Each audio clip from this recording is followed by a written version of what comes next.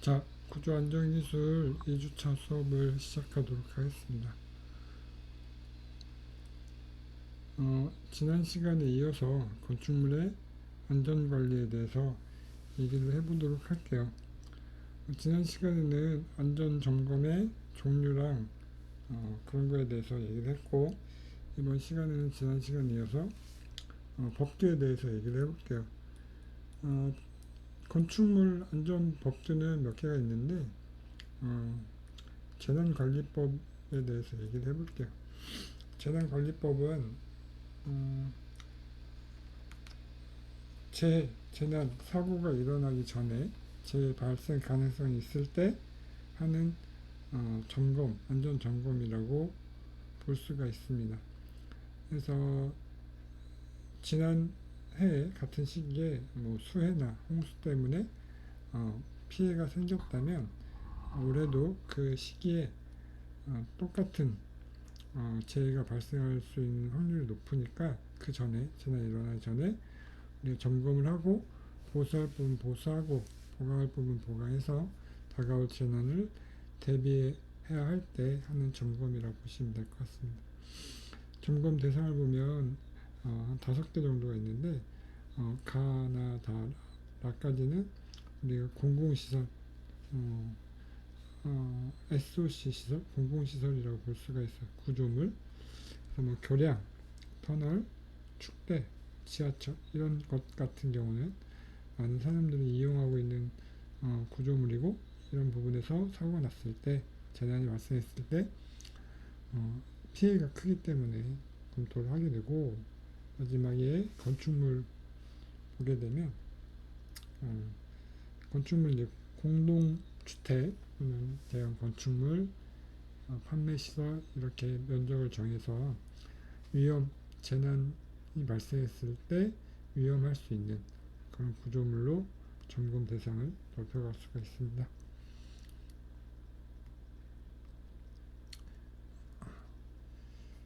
점검 내용은 앞에 점검 대상에 따라서 점검 내용을 검토하게 되는데 일단 이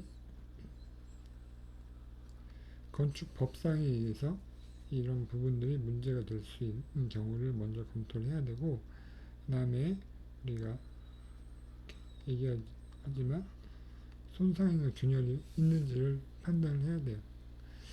피해가 있을 때 손상 균열이 있는 부분에 피해가 더 커지기 때문에 그런 부분 때문에 작은 부분 때문에 전체적으로 문제가 발생할 수 있어요. 그래서 손상 균열을 중심으로 점검을 하게 되고 그 다음에 집안 비가 많이 오게 되면 지하 수위가 높아지고 그 다음에 집안이 침하될 우려가 있어요. 그래서 그런 부분들을 검토하고 그 다음에 비가 많이 오게 되면 옹벽 같은 부분에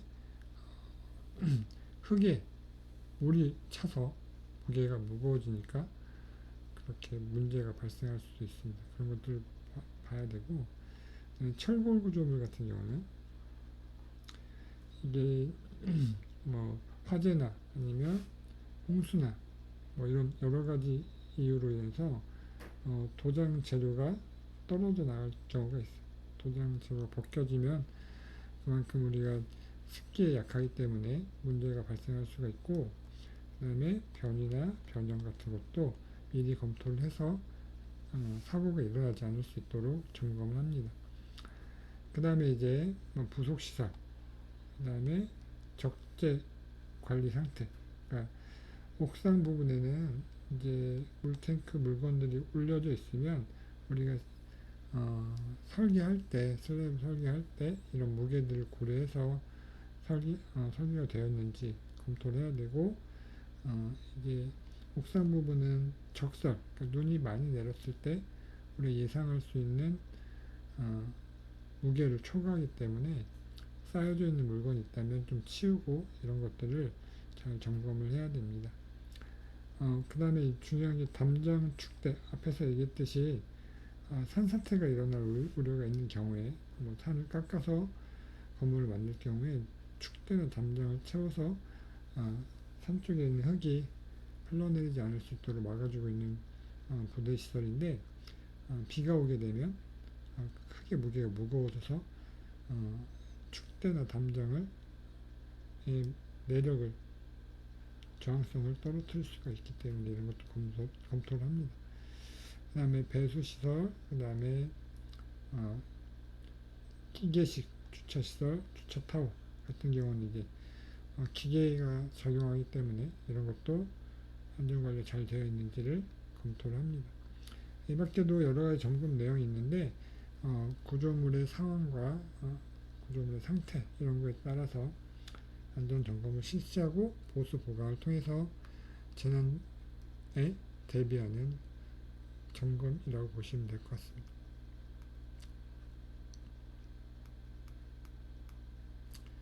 그 다음에 이제 안전관리법이 있습니다. 안전관리법은 뭐냐면 이 건물이 시공 중에 또는 사용 중에 그런 법규가 있어요. 사용 중에 이렇게 안전관리를 해야 된다라는 그런 법이라고 보시면 될 것 같아요. 요즘에는 조금 더 이렇게 엄격해졌죠. 그러니까 재해 때문에 그런 것 때문에 위험해져서 법규에 보게 되면 이 건설공사 건물을 착공하기 전 건물에 시공을 하기 전에 이 시공 중에 어떻게 안전관리를 할 것인지 또 완공 후에 어떻게 안전관리를 할 것인지 계획서를 짜서 우리가 건물을 발주한 발주자에게 제출해야 건물을 짓기 시작할 수가 있습니다. 그런 안전관리 계획서를 작성하는 건물은 1종, 2종, 앞에서 1종, 지난 시간에 1종 건축물과 2종 건축물에 대해서 얘기를 했었죠. 그래서 모든 건물을 얘기하는 걸로 보시면 될 것 같습니다. 모든 종류의 건물에는 안전관리 계획서를 작성을 해야 되고, 그 다음에 나는 이제 시공 중에 지하 굴착을 할 때 폭약 같은 걸 써서 지하 공사를 하는 경우도 있어요. 이때도 폭약 때문에 진동이 발생하죠. 진동이 발생하면 주변에 있는 거, 그러니까 보통 20m 안에 있는 건물들이 영향을 받을 수가 있어요. 그리고 100m 안에 있는 가축들이 스트레스를 받아서 폐사하는 경우도 있을 수가 있습니다. 그래서 이렇게 폭발물을 사용할 때, 폭약을 사용할 때는 어떻게 안전관리를 하겠다. 그러니까 20m 안에 있는 건축물이 피해를 입지 않도록 어떻게 예방을 하겠다. 100m 안에 있는 양육 가축들이 어떻게 스트레스를 받지 않을 수 있도록 폭약의 양을 조절한다든지 진동 방지 대책을 세워야 된다든지 이런 것들을 이런 건설 공사에도 안전관리 계획서를 따로 작성해서 제출해야 합니다.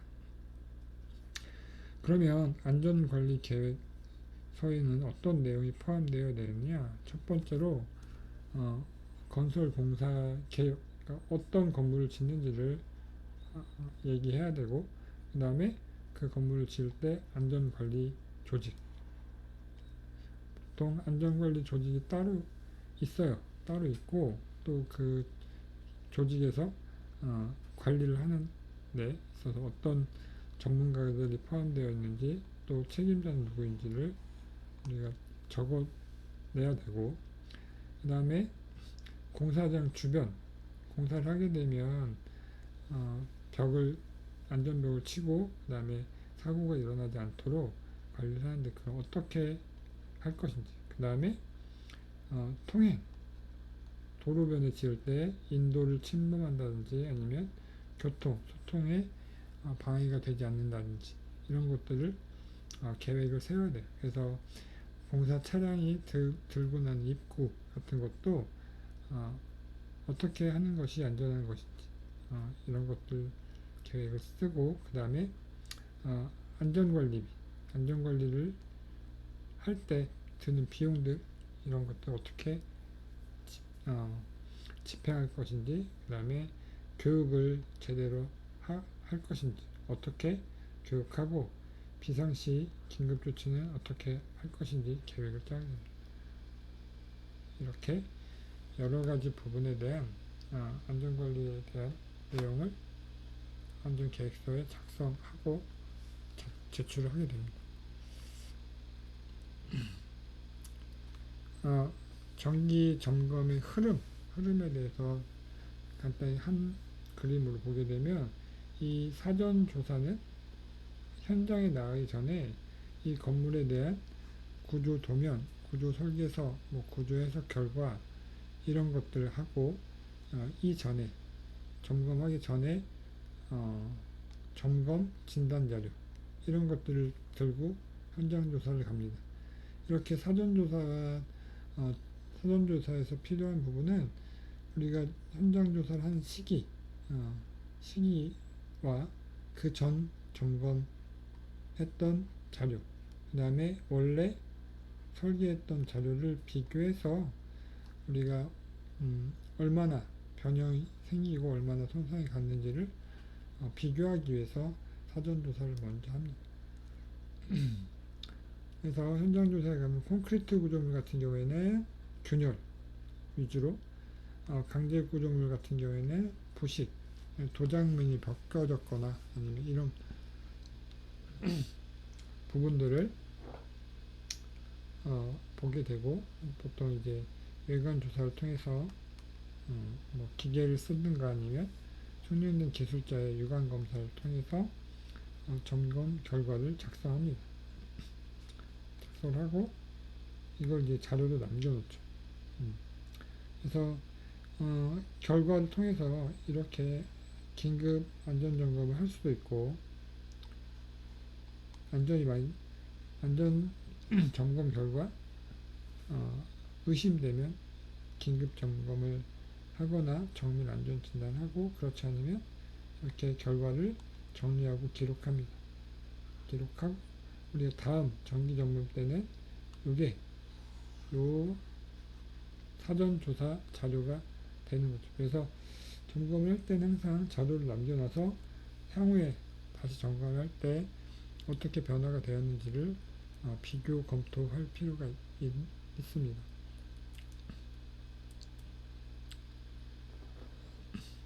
우리가 앞서서 안전점검 들어가기 전에 사전조사를 한다고 했잖아요. 그때 필요한 자료들입니다. 도면. 얘는 우리가 건축도면이 아니라 구조도면이라고 하죠. 구조도면. 구조도면은 부재 위치별 사이즈나 그 철근 콘크리트 같은 경우는 배근 이런 것들이 기록되어 있는 도면이라고 볼 수 있고요. 공사 내역서 및 시방서는 시공 중에 안전점검할 때는 공사가 어디까지 진행됐는지를 보고, 시방서는 설명서예요. 공사 내역에 대한 설명서. 그다음에 사진, 이전 점검에서 찍었던 문제가 있었던 부분에 있는 사진들도 포함 서류가 될 수가 있겠죠. 그 다음에 이전 점검에서 문제가 있었을 때 우리가 보수 또는 보강을 한 경우가 있을 거예요. 어디에 보수를 했고 어떻게 보강을 했는지를 보게 되고, 그다음 사고 기록은 이제 인재가 있고 자연재해가 있는데 이런 것들이 앞으로 이제 점검할 때 직접적인 부분들을 검토할 수 있기 때문에 사고 기록이 필요하고, 그다음에 이거는 이전 점검에 대한 전담 기록, 건축물 관리대장, 그다음에 기록들, 여러 가지 기록들을 가지고 우리가 안전 점검을 시작하게 됩니다. 그 다음에 건물은 이제 안전 점검이 끝나면 건물에 대한 상태 평가를 해요. 그래서 A 등급부터 C, D, E 등급까지. 앞에서 우리가 점검을 할 때 등급별로 점검 기간이 A급은 4년, 6년 이런 식으로 점검 기간이 결정되었는데, 그 기준은 평가를 통해서 하게 됩니다. 그래서 A점은 당연히 아무런 문제가 없을 때, 근데 B는 경미한 문제, 그 다음에 C는 문제점이 있으나 보수가 가능한 보통 상태. 그래서 B와 C의 차이는 공통점은 문제가 있는 거고, C나 B의 차이는 C는 보수 보강 없이도 괜찮은 상태. 얘는 보수 보강을 해서 원상 회복이 가능한 상태. D는 원상 회복이 좀 힘들다고 판단되고 기술적으로 판단되고 사용을 해야 될지 제한해야 될지 보수 보강을 통해서 원상 회복이 가능한지를 정밀하게 검토를 해야 된다는 단계. 마지막은 원상 회복이 불가능한 상태. 그래서 사용 금지하고 그 다음에 보강을 하거나 아니면 폐기하거나 이런 수술을 받는 기준이라고 보시면 될 것 같습니다.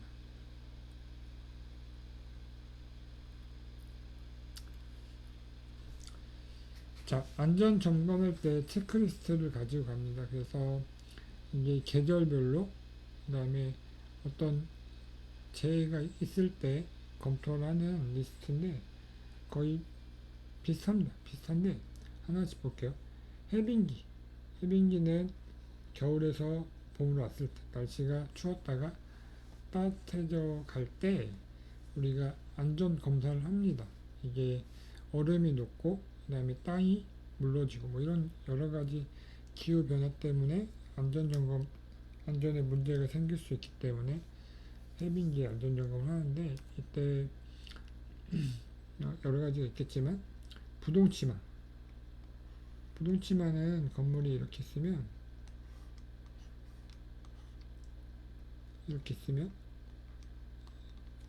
얘가 한쪽만 이렇게 밑으로 꺼지는 걸 말해요. 부동치마. 건물이 전체적으로 변형이 발생하죠. 부동치마가 발생하는 경우는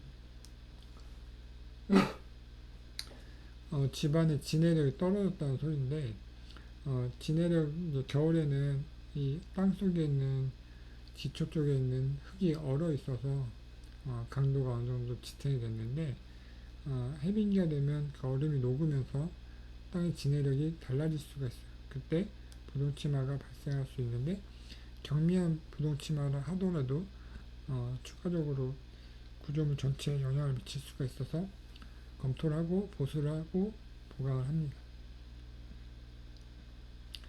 그 다음에 균열.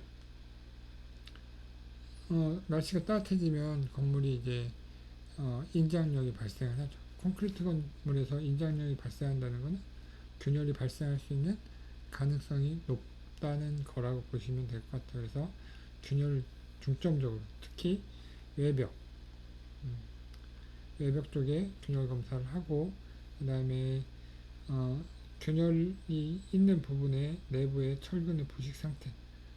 그러니까 균열이 없어도 이 내부에서 물이 있을 수가 있어요. 수분 같은 것들이.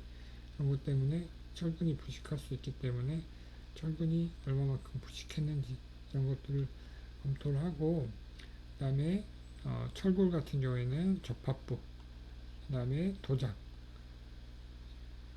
그 다음에 보강 상태 이런 것들을 검토를 합니다. 구조물의 배부름 전도 상태는 이게 구조물이 기둥이 이렇게 있으면 여기가 날씨의 변화로 여기가 이렇게 볼록 튀어나올 수가 있어요. 볼록 튀어나온다는 거는 이 기둥에 변형이 발생했다는 소리죠. 변형이 발생하면 한번 변형이 발생하면 변형이 점점 더 커질 수가 있어요. 그래서 이런 것도 검토를 하고 전도 상태는 이게 이렇게 기울기 이렇게 수직으로 세워줘야 되는데 수직 부재가 기울기 때문에 기울어져서 어떤 상태가 있는지 검토를 합니다. 두 번째는 이제 우기시. 우기시는 앞에 있는 해빙기랑 비슷한데 추가되는 게 뭐가 있냐면 바닥 포장 상태, 특히 어디 옥상층. 우리가 옥상층 마감을 할 때는 이제 마감 재료도 방수 재료를 씁니다. 방수 재료, 그 다음에 단열재 이런 것들을 통해서 외부의 직사광선이나 비가 왔을 때 물이 새지 않을 수 있도록 바닥 포장을 하게 되는데 이 상태가 이제 안 좋아질 수가 있죠. 노후화가 되면 상태가 벗겨져서 누수가 발생할 수 있기 때문에 상태를 먼저 조사하고, 맨 밑에는 똑같고 앞에랑 비슷하고 하중의 적재 상태 얘기를 했었죠. 아까 옥상층 슬래브에 설계를 할 때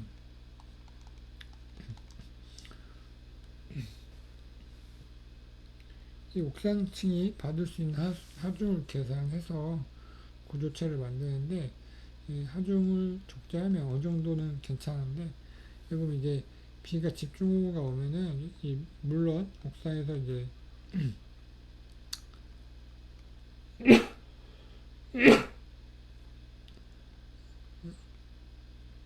어, 물이 빠지는데, 물이 어느 정도 고이게 되면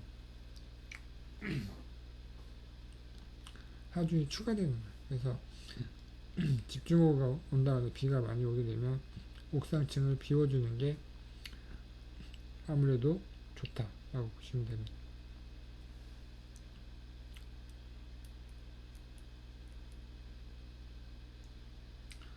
그 다음에 겨울철 동절기를 볼게요. 동절기는 거의 앞에랑 똑같은데 여기 옥상의 적재 상태를 조사한 이유는 뭐냐면 적설하중,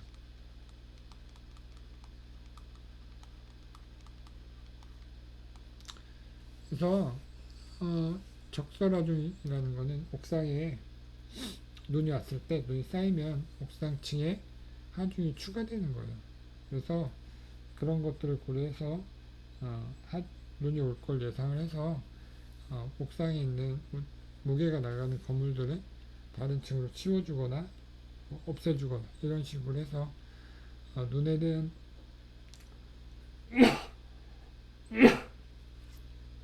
하중을 검토를 해서 조사를 해야 된다라고 보시면 될 것 같습니다.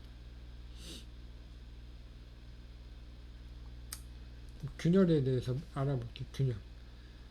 균열은 일반적으로 콘크리트 건물에서 자주 발생할 수 있는 그런 구조물의 변형이라고 볼 수가 있어요.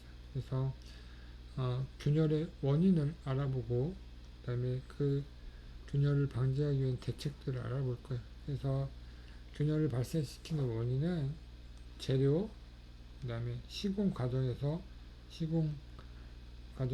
그다음에 사용 과정에서 생기는 균열, 그다음에 구조적 이유 때문에 발생하는 균열, 이런 것들을 기준으로 해서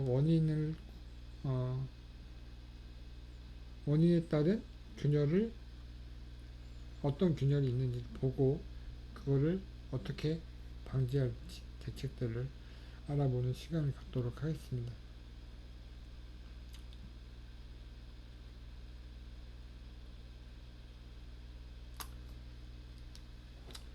자, 콘크리트 균열은 콘크리트가 인장 강도가 약해요. 그래서 콘크리트에 인장 압력이 발생하면 균열이 발생할 수가 있다.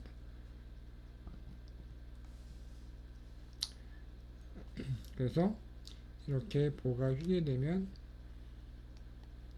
이쪽에 인장 압력이 발생하죠. 그러면 균열이 여기 발생하는 거예요. 그래서 균열이 발생하면 콘크리트의 면적이 좁아지기 때문에 안전성, 내구성이 약해지고 균열이 커지게 되면 내부에 있는 철근의 부식을 일으키기 때문에 구조적으로 안 좋은 영향을 미치게 됩니다. 균열에는 초기 균열과 경화 후 균열로 나눌 수가 있어요.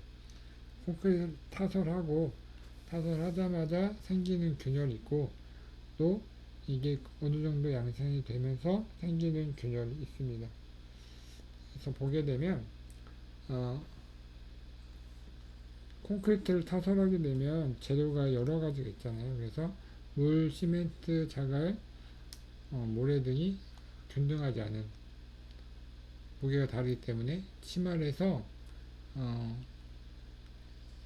분리등이 발생하면서 거푸집 위로 이렇게 물이 올라와요. 자갈 물을 가라앉고 그렇게 하면 물이 마르면서 경화가 되는데 이 물이 위에 있으니까 물이 빨리 말라요. 빨리 마르게 되면 내부는 갇히게 돼요. 내부에 있는 수분들. 왜냐면 건조가 되니까. 그래서 균열이 발생할 수 있고, 얘가 거푸집이 약하게 되면, 거푸집이 약하거나 거푸집이 세게 되면 콘크리트가 이렇게 세게 되면서 여기서도 원래 모양은 거푸집 모양이 돼야 되는데 거푸집 모양이 변형되면 이만큼 콘크리트 양도 변화가 되기 때문에 균열이 발생할 수가 있습니다.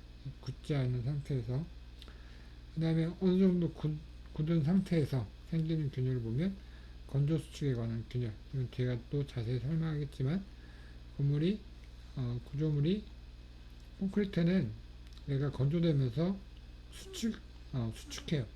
부피가 수축해요. 수축하면서 주변에 있는 건물들을 잡아당기기 때문에 인장력이 발생을 해서 균열이 발생하는 거고, 알칼리 골재 반응은 그 알칼리성을 띠잖아요. 시멘트와 물이. 근데 골재는 알칼리성이 아닐 수가 있어요. 그럴 때 그런 알칼리성인 콘크리트, 그러니까 시멘트와 그다음에 골재들이 만났을 때 생기는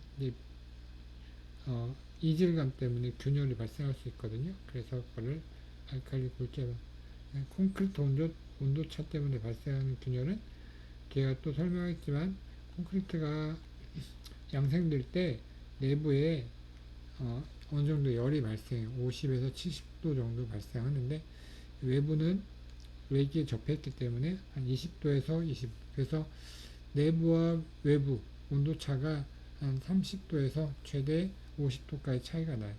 그렇게 되면 하나의 콘크리트인데 내 외부의 온도차 때문에 내부는 팽창하고 외부는 수축해서 균열이 발생하게 됩니다. 1교시는 여기까지 하고 2교시 이어가도록 하겠습니다.